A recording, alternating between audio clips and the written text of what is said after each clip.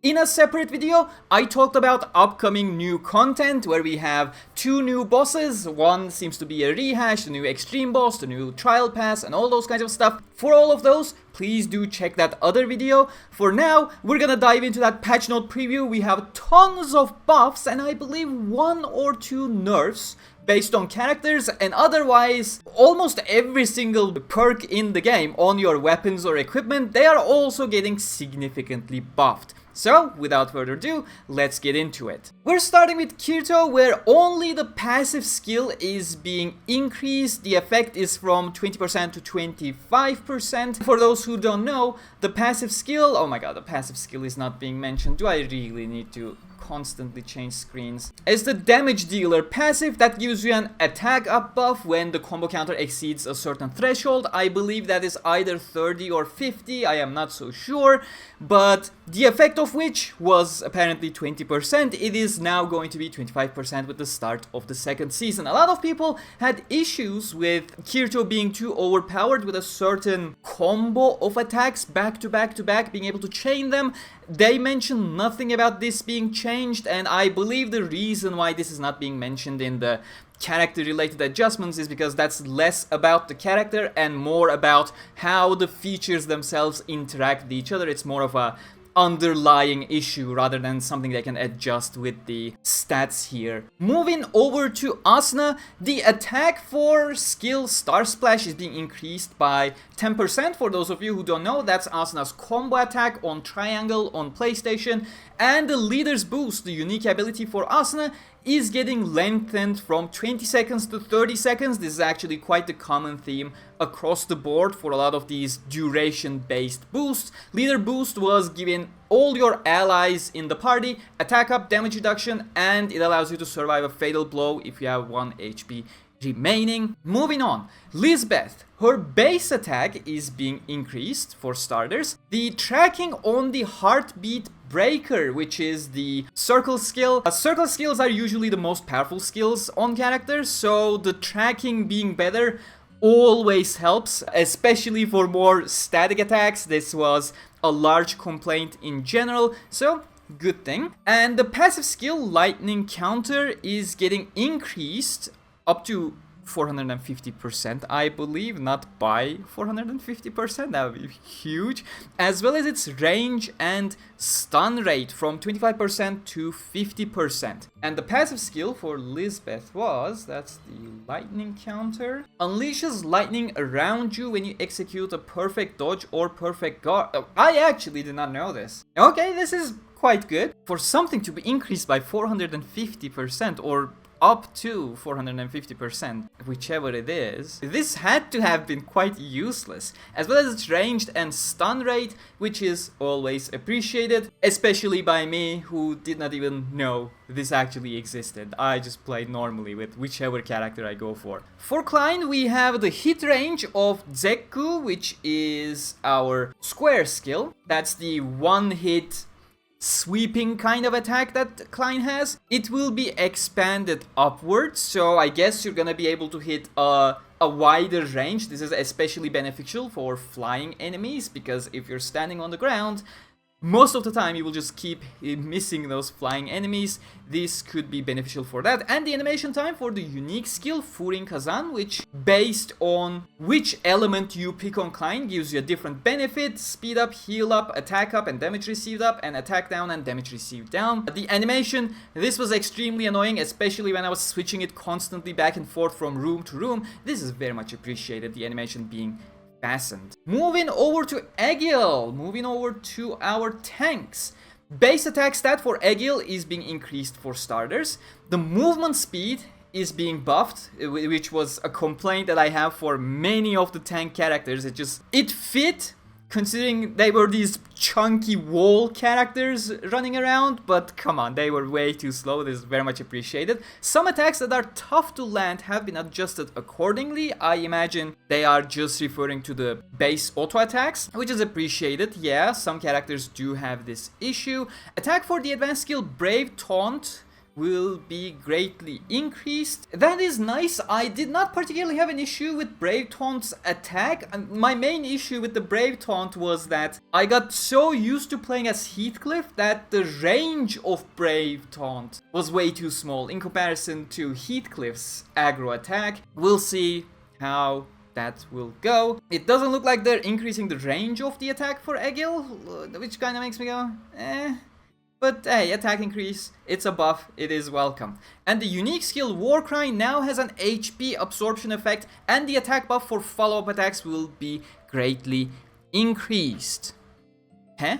Okay, the HP absorption effect on the Warcry, that is nice. That's gonna sustain you as a tank. It already gives you an attack up and gives you super armor, so you're not staggered. So getting that HP absorption, similar to what you have on Strea's ground circle, that's gonna be really, really nice. And the attack buff for follow-up attacks will be greatly increased. I am not sure what they mean by that. Do they mean they are increasing the attack up bonus that the thing already has or not? Are they referring to the final slam attack as the follow-up attack?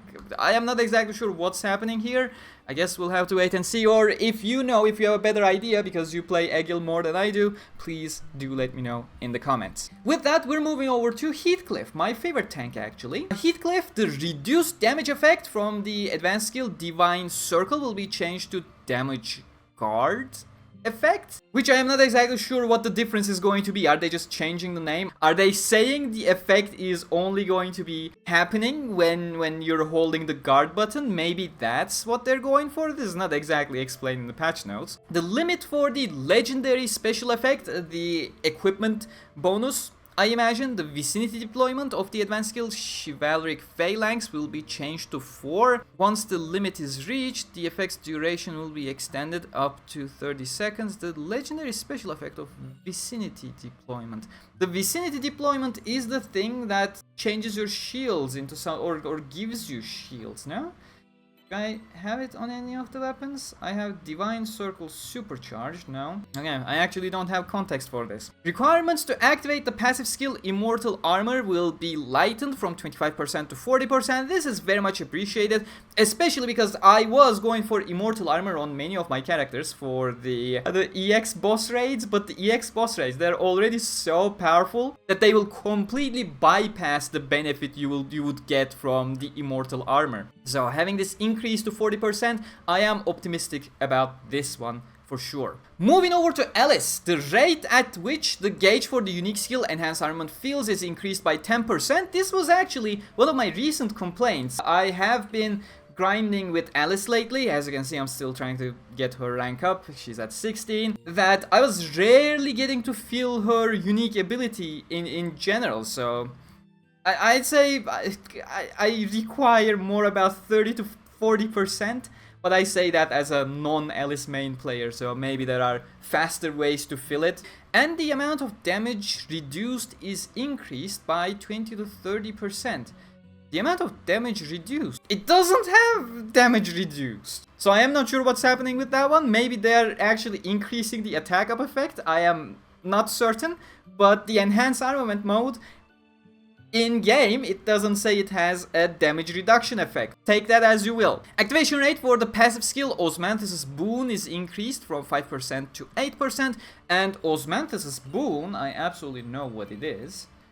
That's exactly why I'm not entering the passive menu. Chance to take 0 damage from an enemy at... Oh, that is interesting. So the chance is being increased to 8%.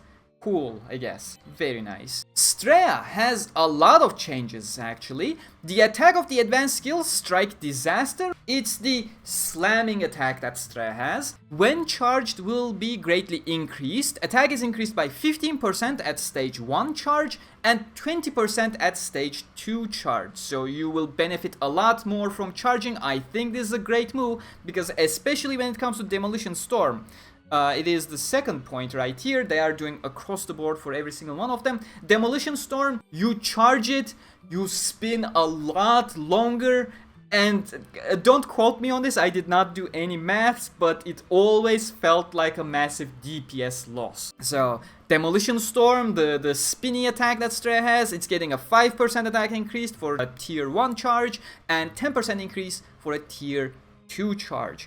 not great. To be frank, it makes more sense to give more attack to the actual slam DPS attack. The Demolition Storm is not particularly a DPS attack, but this is very much appreciated. I always felt like I wasted my time by charging up the spinny attack. Required points for the unique skill Hollow Drive have been decreased, while the effect's duration will be extended. So you will be getting Hollow Drive much faster, which extremely reduces your charge time. You basically charge up borderline instantly, and it reduces your damage taken during that time.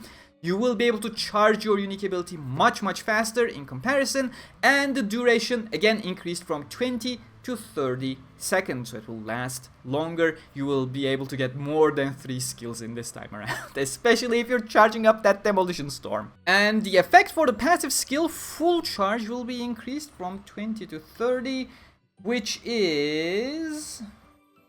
Advanced skills that are chargeable gain a damage buff when fully charged. So Straya, this fully charge increase from 20% to 30%, this will also stack with the previous charging boost that Straya received on all her attacks, which I think makes her quite great. Like, she wasn't a bad character already, but these buffs, they are, especially considering the stacking thing, that's good.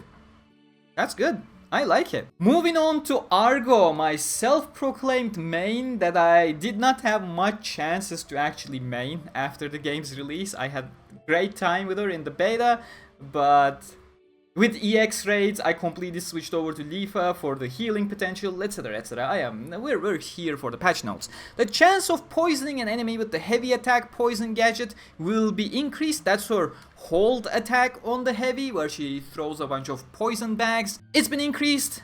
Nice. I never use this. I never use poison attack increases either. This is completely a niche attack opportunity, but hey, if you're using this at all, you'll have better chances at poisoning the enemy. The area effect of the Wild Dive, which is her spinny thing that goes down and eventually slams the ground, which I always found, hey, you are much better off at hitting a certain geometry that you keep spinning rather than smashing into the ground for that area effect, which was very small. They are increasing that area effect. This is a quite nice choice. I am still not sure how this will affect the general gameplay, but when you're fighting mobs, I feel like this is actually going to get a lot more use in comparison, rather than saving this one for larger enemies. The thrusting power and the thrusting power. I don't think this game actually has different attack types. Why are they highlighting thrusting power? That I find extremely interesting. As far as I know, there are no attack types in this game, be it blunt, thrust, or slash. The game says absolutely nothing about it. Either way, and attack for the advanced skill Deadly Pierce, which is the powerful triangle attack, the one that goes with the 2 claws, have been greatly increased, roughly 50% damage increase, and damage dealt to the enemy from behind. So this gets an additional, it was already getting an additional bonus when attacking from the back, but that also got a scalar increase over there, in addition to the 50% damage increase. Great, this was already a powerful attack. I like this one a lot. That was my default attack. The attack and effect duration for the unique skill Risky Stealth will be increased 20 seconds to 30 seconds as usual, while the attack will be greatly increased 20%. I don't like the non-standard way they are highlighting increases. Sometimes it's from this bonus to this bonus, and sometimes it's just by this much. Please keep them uniform. That's the one rule with patch notes. I didn't know that actually increased the attack, because the game does not tell you it increases your attack. Maybe that's what they mean. Maybe they say 20% attack because it's coming up from 0%. Could be, because at the moment I'm pretty sure that should not have an attack bonus. Attack of the passive skill Surprise Attack will be increased, and if I remember correctly, Surprise Attack should be your backstab thing. Increased damage when attacking enemies from behind, yes. And they don't say how much it will be increased. They don't say how much it currently is either, so we'll take their word for it for now. Lens attack when using guns will be greatly increased. That is cool. around 30% damage boost. I think this was one of the main complaints people had about Len. She did not feel powerful enough in general when sticking to guns, so this is very much targeted towards that specific complaint. I like that. Certain advanced skills that were hard to land have been adjusted accordingly. Some of her skills were also bugged, where they cut off at some point in the middle without making their final attack, like the sliding shot, because they required a certain geometry, certain collision to be met. But when you slid too much into the enemy, sometimes you pass that trigger point and it decides to stop rather than kicking up and all those kinds of stuff. I hope they are fixing those issues as well under this bullet point. Effect duration for the unique skill Berserk Len will be increased from 20 to 30, that is very standard. Movement speed up, reload speed up, rate fire up for 30 seconds now. The crit rate of the passive skill Fire Convergence will be greatly increased from 12 to 17%. What does Fire Convergence? Increases crit rate of ranged attacks the closer an enemy gets. Cool, I guess. Edgy, only a single bullet point. Attack for the advanced skill Fierce Combo, which is the triangle attack, will be increased by 10% and the attack's tracking will be improved. Tracking improvements are always nice. Moving over to Yuki and her single bullet point. Attack for the advanced skill Devil's Judgment will be increased by 10%, and Devil's Judgment was the powerful combo that Yuki had on Circle. Cool. Shinon. Attack for the advanced skill Disc Grenade will be greatly increased. I felt like the Disc Grenade was already quite powerful, so this is really nice, especially with the amount of bursting range that it had. I think this grenade is about to become one of the better attacks, if not the best attack, for getting a lot of final hits on large amounts of enemies in a mob. The activation rate of the passive skill Spirit Charge will be increased from 15 to 20%. Spirit Charge, that's the get crit shots and heal, right? Yeah, chance to recover some HP when landing an attack on a weak point. That is nice.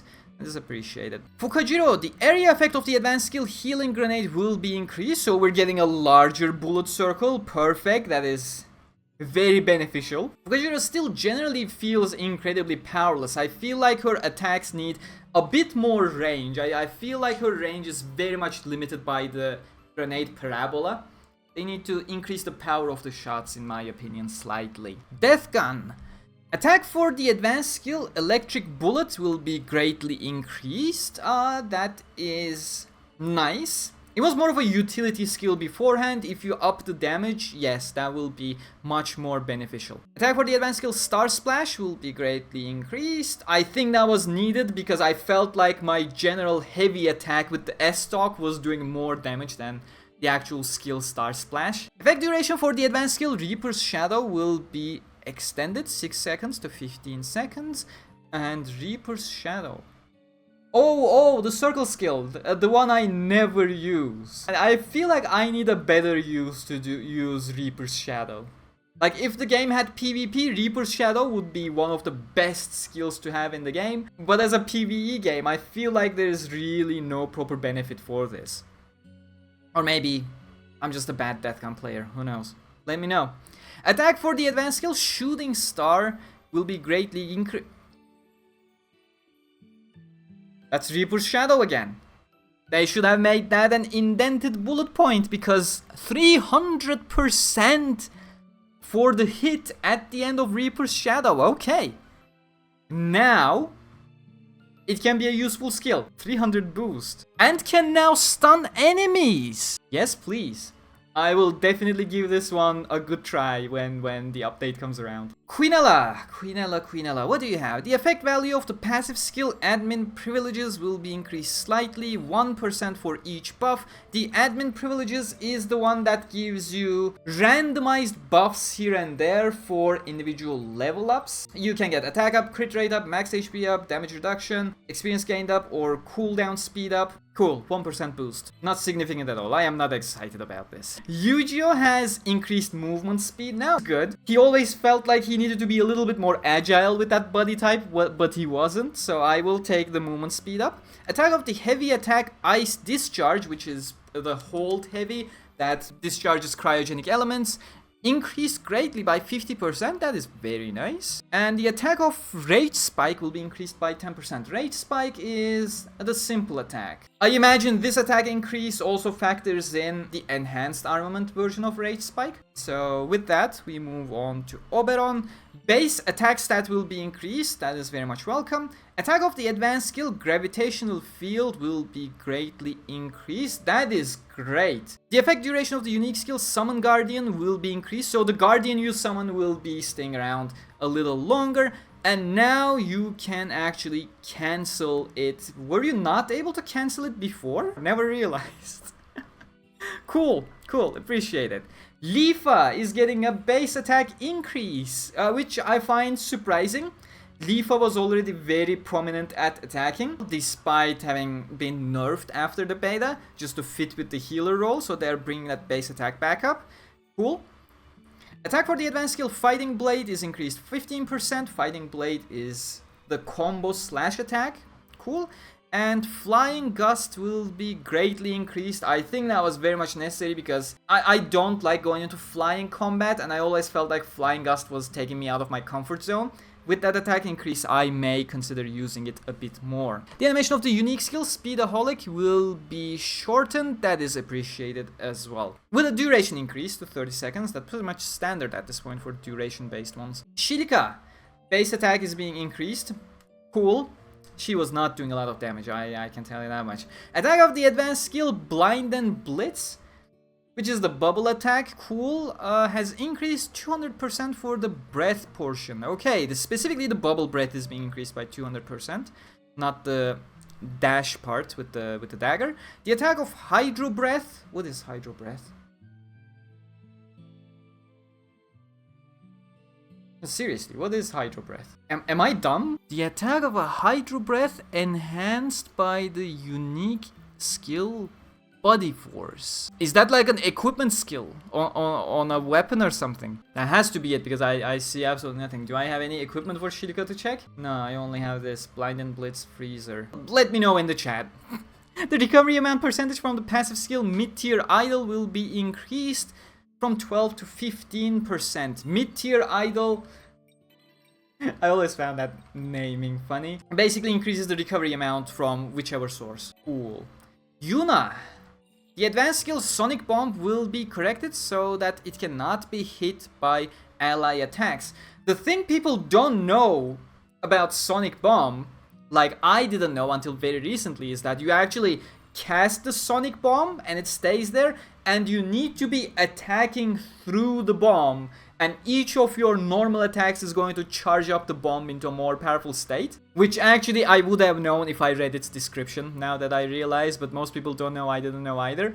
And apparently ally attacks also counted for this, and they're fixing it. Okay, fine. It's very easy to charge anyways. It takes like, I don't know, 5 or 6 attacks to charge. It's fine, I don't think that's a problem. The recovery power of the unique skill Raise the Voltage will be increased 10%. Cool. More healing for Yuna. To be frank, with the amount you can use Raise the Voltage back to back to back to back, I never had an issue with it, but I am not gonna complain about a buff. And Yui. The attack of normal attacks while in her pixie form will be greatly increased. Cool. I actually never played Yui so far, so I have zero knowledge. I know she's quite the OP character. The speed and attack of gun-based heavy attacks will be increased. What? What do you mean, Yui and guns? What am I missing here? The maximum number of orbs for the advanced skill Cell Light Orb will be changed to 6. Any extra orbs generated will extend the effect duration up to 30 seconds. I think this was what made her quite OP, the orbs that she generated. So I guess that's kind of a nerf, potentially. I am not sure. I literally have zero knowledge about the Yui. But yeah, that just means pretty much everyone was buffed. I thought Yui was the one who got nerfed at the very least, but no, that generally looks like a reasonable buff. Probably the last point is a bit of a nerf. Additionally, following melee attack focus characters have had their movement speed raised a certain level. So Lisbeth, Klein, Egil, Alice, Heathcliff, and Yui. Why did they separate this into a different header? Well, half of these characters already have mentions of getting speed ups. Egil is already mentioned to be getting a speed up. Is Egil getting double the speed up? I don't know. A little bit of consistency with the patch notes would greatly help. And then we have a lot of perks that are being buffed. The general attack up buff is getting buffed from 6 to 10%. These are all for level 5 perks, by the way. The ultimate damage up being brought up from 7 to 15, weak point damage up 7 to 10, weak point crit rate up 6 to 8. I feel like the crit rate ups do need a little bit more help there, because people generally take the blanket damage up rather than dealing with the crit. Attack up at max HP 7 to 10. What? Why? Why would you do that? Because we all... Literally, the only benefit of attack up at max HP was that additional 1% damage boost compared to the general attack up. But now, general attack up is being brought to 10%, and then attack up at max HP, it's also being brought to 10%, but it's not gonna work when you're not at max HP, so why would you go for attack up at max HP in this case? I would just go for the normal attack up, like whatever's happening here, I have no idea. Crit damage up at max HP from 11% to 20%, okay, this is actually quite huge. Damage to poisoned enemies up from 8 to 12, that's not gonna make me use poison. Damage to stunned enemies from 8 to 15, that's not gonna make me use it. Damage to frozen enemies from 8 to 15. Elemental resistance rate up, is it the general one or is it the element specific one? Because yeah, it has to be the individual elemental resistance, because as you can see on my spark bracelet over here, I have resistance to all elements, which is at 12%, and the bonus for getting the specific electric resistance was just 1% increase, so I think they are trying to address this one by making it a 3% increase. I feel like the difference is still too little. I don't think this is going to be effective enough. Something like 20% would be better, but then again, if you stack 20%, that also comes up to a very huge resistance. Balancing is hard, man. Balancing is hard. Recover HP when obtaining coal from 0.6% to 1%. That was a perk I used a lot back in the beta, but never used in the full game. Advanced skill instant cooldown effect will be changed so that it is applied at the highest level, and apparently it does not stack. Skill cooldown on perfect guard from 20 to 30%. I think that is too little for people to actually use it. I don't think anyone's using it anyways, but that is way too small. Would you take 20% instant cooldown chance or 30% skill cooldown decrease if you manage to get a perfect guard? Of course, this one stacks, so you can actually get a lot more benefit in comparison, but still. It doesn't wow me when I read it, so I don't even consider it. Extend combo opening time effect from 50% to 100%. That is good for those running that. It is particularly beneficial for shooting characters, by the way, to be able to extend the combo. The number of combos to activate the instant skill cooldown on combo effect have been reduced from 100 times to 70 times. That was a very lackluster effect, and I feel like the skill is already going to cool down itself twice by the time I reach 70 combos. That's the main point. Like, I know it is supposed to just be insta wipe at a given combo, so you can chain 3 additional skills back to back, but still it feels underwhelming to me, just on concept alone. Chance for enemies to drop healing items rate up from 10 to 25%. Cool. Not very interested in that one. The attack of shockwaves due to attack on dash will be increased roughly 600%. Maybe I will give it a try. I rarely looked at them since the beta, but hey, 600%, that may be beneficial. Lisbeth's Grand Forge buff will be changed to not only include damage reduction, but increase attack. These are now character effects once again. I am not sure why they are not included in the characters. Okay, Lisbeth's Grand Forge. So it crushes, and party members within the area receive an attack buff. That is also getting damage reduction. It was already giving additional attack. I think they mixed up the placement. It's fine. It's now gonna give damage reduction as well. Egil's Brave Taunt buff will be changed to not only include damage reduction, but increase attack. Okay, this is correct because it was already giving a damage reduction, and now it's gonna give some attack on the provoked enemies as well. Cool. Yuki's Whirlpool Strike Stunner is now chargeable. Was it not chargeable? I felt like it was chargeable. Oh, Stunner, that's the additional epic weapon effect, right? Okay. That may be it. Shockwaves from lens sliding shot. Okay, yeah, they are definitely going into the additional weapons-specific perks. Sliding shot shockwave are now generated at maximum distance forward, and when cancelling, an attack will be greatly increased 200%. Cool. Have fun with that, Len users. You are getting a lot of buffs, actually. Len may turn out to be one of the better characters after the patch. Egil, the area effect of Egil's Whirlwind Tornado Flux is increased. This was sorely needed because whenever I used Whirlwind, I felt like I was missing everything because I was using it at face to face with the enemy and the Whirlwind was appearing behind the enemy and it was missing every single attack. AoE increase, that is going to make that a lot more consistent. Another Len, the time until Len's bomb drop landmine explodes will be expanded by 2. And its attack will be greatly increased, 125%. Cool.